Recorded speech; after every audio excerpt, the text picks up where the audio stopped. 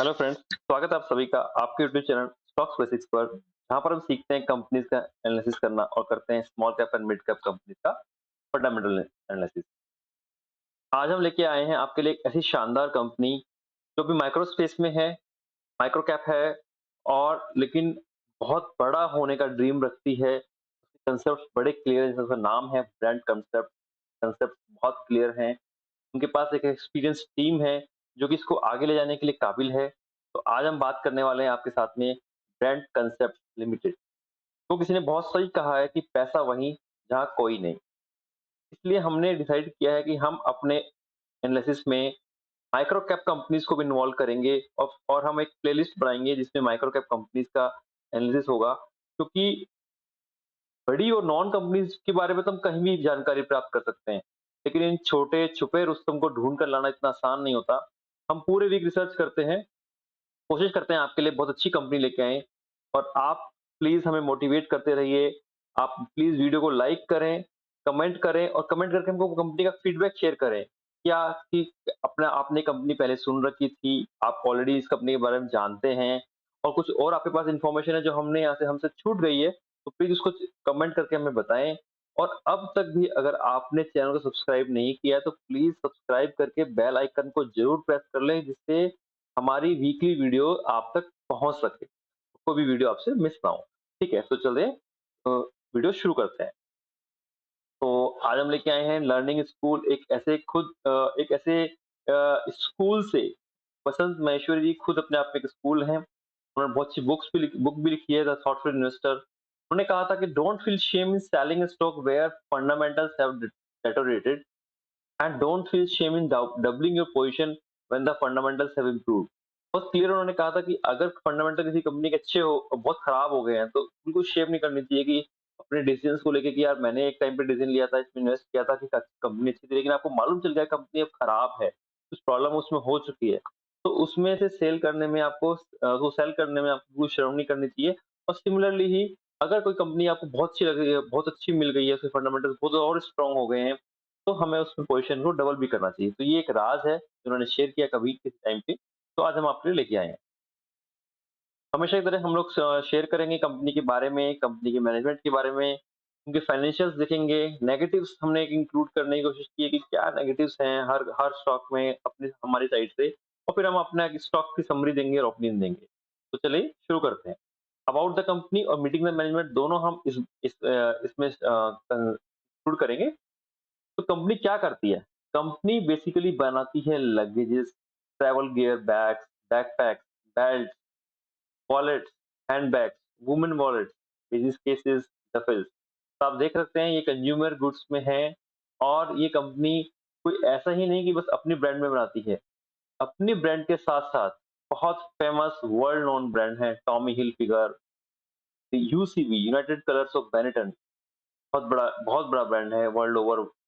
एयरोपोस्टल, sugar इनका खुद का ब्रांड है, द वर्टिकल, ग्लोबल देसी खुद के ब्रांड्स भी हैं। और ये दूसरे ब्रांड से फ्रेंचाइजी लेके भी उसकी उसको उसको प्रोडक्शनाइज करते हैं।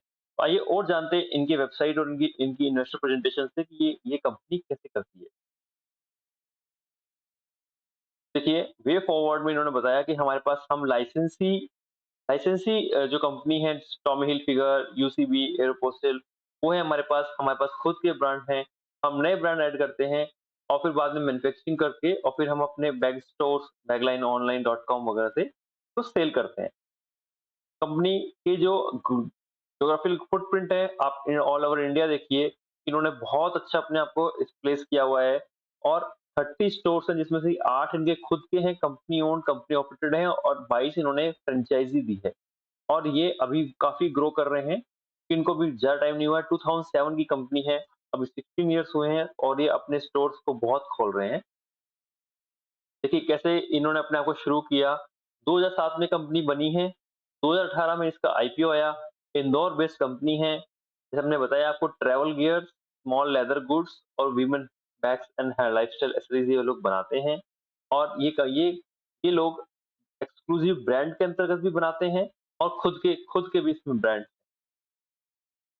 लीडरशिप टीम से मिलते हैं तो प्रतीक माहेश्वरी इनके मैनेजिंग डायरेक्टर हैं, अभिनव कुमार इनके CEO and whole time director हैं, प्रतीक जी की हमने एजुकेशन का देखा और एक्सपीरियंस देखा, तो इन्होंने एमबीए किया है एसपी जैन इंस्टीट्यूट मुंबई से और एक अपना अच्छा एक्सपीरियंस रखते हैं ब्रांड लाइसेंसिंग में, फैशन गियर मैन्युफैक्चरिंग में अच्छा एक्सपीरियंस रखते हैं। सिमिलरली अभिनव जी का भी काफ़ी अच्छा एक्सपीरियंस है। इन्होंने उन्होंने जब ये मुरजानी ग्रुप में थे, उस टाइम इन्होंने टॉमी हिलफिगर कंपनी जो कि अ क्लोथ का जिनके पास लाइसेंस था मुरजानी ग्रुप के पास इंडिया में टॉमी हिलफिगर वगैरह का, तो उस टाइम अपने टाइम पे इन्होंने 10 डिफरेंट कैटेगरीज़ में इसको ऐड किया था, अदर ब्रांड्स को लेके आए थे जैसे कि जिम्मी, कुकी, बॉटेगा, वेनेटा, अदर ग्रुप्स को इन्होंने मुरजानी उसमें लेके आए थे। तो अच्छा एक्सपीरियंस है। हम और टीम से मिलते हैं इसमें, जैसे प्रतीक जी के बारे में देखा, अभिनव जी के बारे में देखा, लेकिन और भी लोग हैं जैसे अन्नपूर्णा महेश्वरी। ये लेडी ऐसी है कि जब 1980 के दशक में जब लेडीज़ बाहर नहीं निकलती थी और काम पे जाना उनको बड़ा एक मुश्किल एक टाइम था कि नहीं निकलते थे। उस टाइम पे इन्होंने 1980 के दशक में इन्होंने सनी सिलेक्शन के नाम से अपनी फैक्ट्री भी खोली थी। तो अच्छा एक्सपीरियंस रखती हैं, अच्छा सोच है, कंपनी से जुड़ी हुई हैं इस टाइम। ऐसे ही कुशाग्रा प्रवीण तोषनीवाल हैं 40 इयर्स के हैं। ही है इंस्ट्रूमेंटेशन एंड कंट्रोल में 15 साल का एक्सपीरियंस है मार्केटिंग सेल्स में। नरेंद्र तुलसीदास काबरा 64 की उम्र है, बैचलर है टेक्सटाइल से और उन्होंने 34 इयर्स का एक्सपीरियंस है।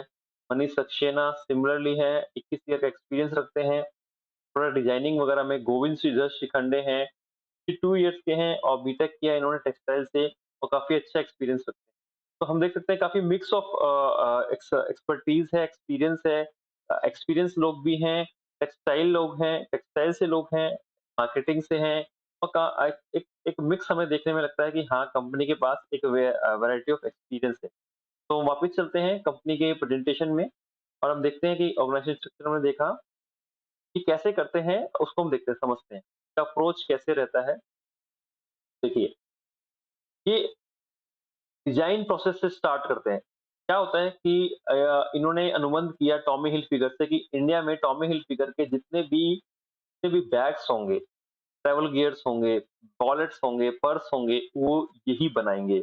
बनाना ही नहीं, डिज़ाइन करना, कंसेप्ट कंसेप्ट देना, डिज़ाइन करना, डिफाइन करना, प्रोटोटाइप बनाना, टेस्टिंग करना, इम्प्लीमेंट करना, उसको बनाना, प्रोडक्शन करना, प्रोडक्शन के बाद सेल्स करना, ये सब इंडिया में हो रहा है, तो वो अंडर ब्रांड कांसेप्ट में हो रहा है। टॉमी हिलफिगर का कोई रोल नहीं है, उन्होंने जस्ट अपना नाम दिया है और उससे वो रॉयल्टी मिलती है उनको। तो एवरीथिंग, ऑल एवरीथिंग, चाहे आप उसको ऑनलाइन देख रहे हैं आप इंडिया में इन बैग्स को, चाहे आप ऑनलाइन स्टोर्स में देख रहे हैं, चाहे आप ऑनलाइन वेबसाइट्स में देखें, चाहे आप स्टोर्स में मॉल्स में देखें, ये सभी ब्रांड कांसेप्ट से आ रहे हैं। ये कंपनियां अलग-अलग कैटेगरीज में लाइसेंस देती हैं, जैसे कि मुरजानी ग्रुप को दिया हुआ है इन्होंने इंडिया में अपैरेल्स में, क्लॉथ्स में, लेकिन इसमें इन्होंने दिया है ट्रैवल गियर बैग्स वगैरह में ब्रांड कांसेप्ट को। तो ये इनका बिज़नेस मॉडल है, हम इसको समझते हैं, देखिए। लाइसेंस लेना, प्रोडक्ट को डिज़ाइन करना, उसके बाद सप्लायर से कोऑर्डिनेशन करना, खुद बनाना, सेल्स, डिस्ट्रीब्यूशन एंड मार्केटिंग करना, फिर डिफरेंट डिफरेंट चैनल्स हैं उसके थ्रू उसको सेल करना, जैसे कि सीओ, एफओ से एफओ मतलब कि company owned, company operated brands होते हैं। सेल्स चैनल देखिए, कंपनी ओन्ड आउटलेट्स हैं, फ्रेंचाइज़ी हैं इनके पास, 22 फ्रेंचाइज़ी हैं, 8 खुद के आउटलेट्स हैं। ऑनलाइन बैकलाइन से थ्रू ही शेयर करते हैं, सेल करते हैं। शॉपर्स शॉप्स वगैरह एमबीओ से, रिटेल से सेल करते हैं और ऑनलाइन भी सेल करते हैं, मिंत्रा वगैरह, अमेज़न वगैरह पे। तो काफ़ी पूरा एक चैनल बनाया हुआ है इन्होंने, अपना हर तरह से ऑफलाइन, ऑनलाइन हर तरह से ये लोग मौजूद हैं। तो इसी तरह से आप इसके बारे में डिटेल और देख सकते हैं। इनके ब्रांड्स हम देखते हैं, टॉमी हिलफिगर सबको मालूम है, 100 से ज़्यादा देशों में है, बहुत पॉपुलर ब्रांड है टॉमी हिलफिगर। उससे उनके थ्रू ये belts, wallets, travel gear, backpacks वगैरह बना रहे हैं। यूसीबी बहुत ही फेमस ब्रांड है और रिसेंटली इन्होंने ऐड किया है, 120 प्लस कंट्रीज में है, 1000 करोड़ प्लस के एक रिटेल सेल्स करते हैं इंडिया में। से अब जो होगा बैग्स का, की चेन्स का, नेक पिलोज वगैरह का, वो इनके थ्रू होगा। एयरोपोस्टल ये भी एक इंटरनेशनल ब्रांड है, 20 कंट्री से ज़्यादा ये है और इसके भी 1000 से ज़्यादा स्टोर्स हैं यूएस में, अच्छा डोमिनेंस रखते हैं, तो उनके भी अंतर्गत ये लोग इंडिया में ये सब चीज़ें सेल करेंगे, बनाएँगे और सेल करेंगे। खुद के भी ब्रांड्स हैं, शुगर रश इन्होंने 2014 में शुरू किया था, वीमेन बैग्स वगैरह में, वॉलेट्स में, क्लचेस में। वर्टिकल है उनका ब्रांड जो कि इसे बेल्ट्स, वॉलेट, बैकपैक्स वगैरह, जिम बैग्स वगैरह बनाते हैं ये लोग। तो और इस प्रकार से ये हर तरह से ये ऑनलाइन भी ये लोग मौजूद हैं। तो इस तरह हम देख सकते हैं कि कंपनी एक वेल पोज़ीशन्ड है, अपना डिजाइनिंग से लेके डिस्ट्रीब्यूशन तक इन्होंने काफ़ी इसको कंट्रोल किया हुआ है। और हम देख रहे हैं कि कंपनी ने एक बड़ा एज लिया हुआ है कि ये अच्छी नॉन कंपनीज के लाइसेंस ले रहे हैं, फिर उनके थ्रू उनको बना रहे हैं, जिससे कि इनका स्टार्टिंग वाला जो एक्सपीरियंस है वो बचता है। स्टार्टिंग वाला जो पॉइंट है कि आपको ब्रांड बनानी है, पहले ब्रांड को प्लेस करना है, तो लोगों में विश्वास करना है। अब टॉमी हिल फिगर है, यूसीबी है, सब लोग उसको जानते जानते हैं। तो उस कारण से अब इनको वो मेहनत नहीं करनी है, बस उसको बनाना है और उनको एक रॉयल्टी उनको देनी है। इस तरह से हमने देखा इनके बारे में। हम नेक्स्ट चलते हैं और फाइनेंशियल्स देखते हैं। तो कंपनी के फाइनेंशियल्स हमने स्नैपशॉट लिया है यहाँ पे। तो आप देख सकते हैं करंट प्राइस इसका 315 है और मार्केट कैप भी लगभग इतना ही है, 333 करोड़। 105 के लो से ये 371 का हाई बना चुके हैं। स्टॉक का पी थोड़ा हाई चल रहा है 33.8 पे, लेकिन अब कंपनी कंपनी में अभी काफ़ी इसमें परचेजिंग हुई थी। इंटरनल परचेजिंग भी इन्होंने हुई है। स्टॉक का पी थोड़ा बढ़ा हुआ है नो डाउट, लेकिन कंपनी अभी मार्केट कैप बड़ा नहीं है, तो हम इसको मान सकते हैं कि छोटी कंपनी में बड़ा पी मिलना थोड़ा आम भी हो जाता है। स्टॉक का प्राइस टू बुक रेशियो भी थोड़ा बढ़ा हुआ है, लेकिन अभी कंपनी ग्रोथ पे है, तो हम देख सकते हैं आरओई देखिए 42.5% बहुत ही ओवरवेलमिंग है। रिटर्न ऑन कैपिटल एम्प्लॉयड भी 31.9% है, काफी ग्रोइंग कंपनी है। करंट रेशियो भी मेंटेन किया हुआ, पीजी रेशियो 1 से अंडर है, लेकिन 1 के जस्ट टच में कर रहा है। प्रमोटर होल्डिंग में डिसेंट है, 54.1% की प्रमोटर होल्डिंग है। डेब्ट टू इक्विटी रेशियो जो है 1.25 है। यस, मैंने इसको येलो किया है क्योंकि 1 से ज्यादा है।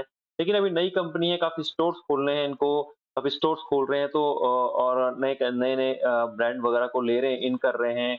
अभी रिसेंटली यूसीबी को लिया है। अभी इनका प्लान है कि इस साल 2 ब्रांड और लेंगे। तो उस कारण से इनको काफी रॉयल्टी वगैरह देनी पड़ती है, तो हो सकता है कि डेब्ट भी लेना पड़े। तो उस कारण से इसका डेब्ट बड़ा आ रहा है। हम एक और एंगल से इसको देखते हैं कि लास्ट 3 ईयर्स का हम एक कंपैरिजन करते हैं सेल्स का। 43 करोड़ का सेल्स करते थे ये 3 साल पहले। लास्ट टू लास्ट ईयर 2 साल पहले इन्होंने मार्च 22 में 86 करोड़ पे इसको किया, डबल किया अपनी सेल्स को।